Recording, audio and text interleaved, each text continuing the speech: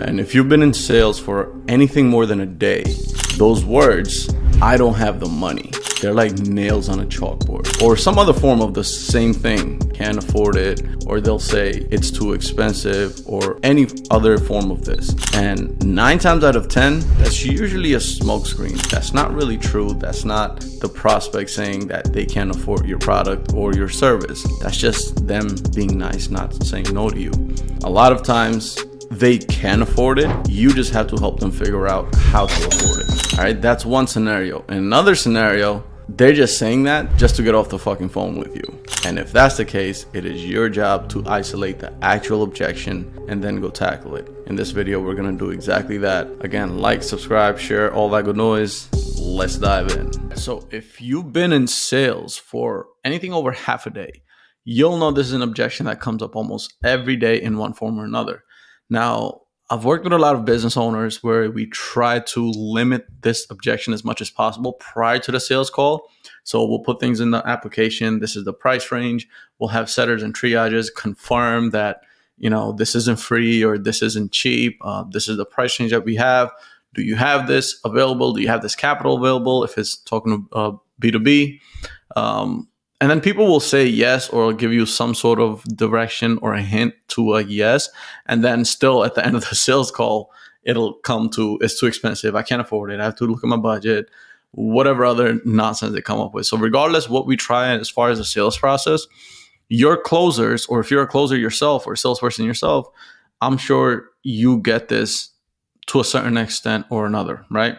Now, before I dive into breaking this down, I do want to make it clear that sometimes, again, emphasis on this, occasionally, they truly might not have the money. Some people just have that, quote unquote, champagne taste with beer pockets. So those you just can't help. All right, so move on. This training is to separate those who either have it or can find it or get resourceful at it from those who can't finance a hot dog. All right, so step 1 is confirmation and isolation. First thing we have to do is confirm that it is purely a monetary objection, that they see the value in the product or service that you provide. And if they're able to figure out making this work financially, they'll move forward. So as a closer, you can say, gotcha. And this is right after they tell you it's too expensive, they don't have the money, whatever. Gotcha. Not just to stay organized on my end. When you say you can't afford it or it's too expensive, are you more of an should I do this mental headspace where you're not even 100% certain that you want to do this? Or are you in a more of how can I do this or how can I make this work headspace where you're 100% positive that you want to do this? Is just a matter of making it work financially. What this will do, again, you have one of two options. This is called a closed-ended question. Excuse me. And they'll give you one of two options, should or how. If they say how, as a closer, you say, okay, so you love the process and trust that we can get you the results, right? Yes. Cool. So as long as we can figure out how we can make this work for you logistically and financially, you're ready to rock and roll today, right? Yes. And then you go into breaking down their finances, which I'll do here as well. If they say should, you now have to figure out what the actual objection is. Because they're here telling you that even if it made sense to them financially, even if they have the money, they're still not 100% sure that they want to do this, right? So as a closer, you can say, I see. So even if the finances were straightened out, this is still something you're not 100% certain on doing. Is that right? Am I hearing that right? And they'll say, yeah. Now, to tie them back into wanting to do this or see where their mental space is at, you can ask them a tying down question, right? So as a closer, you ask, can I ask Mr. Prospect or John or whatever the prospect name is, do you even feel like our product or our service, whatever it is you're selling, can get you to XYZ result? Again, they'll say yes or no, or whatever fear or trust hurdle there is. Whatever that hurdle is, it should come out right here. And most of the fear, most of the trust will come out right here, especially if you ask them this question, should or how. It'll come out right here, okay? And then if they say, yeah, what makes you feel it can though? What makes you feel like we can get you to the point you're looking to get to, right?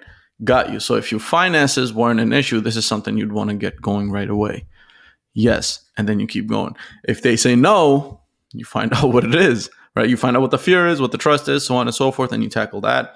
But for the sake of this video, we're just going to stick with the finances.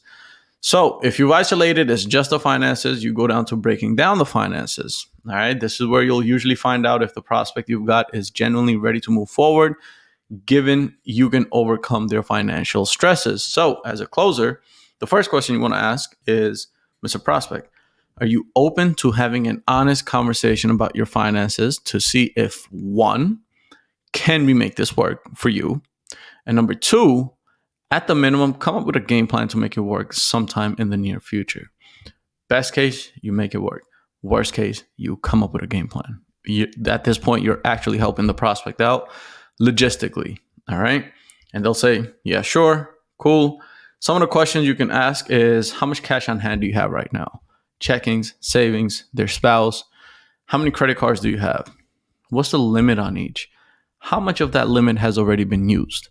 What is your weekly cash flow like, your current income, or bi-weekly or monthly? What are your current expenses? What are your monthly utilities, bills, all that good stuff?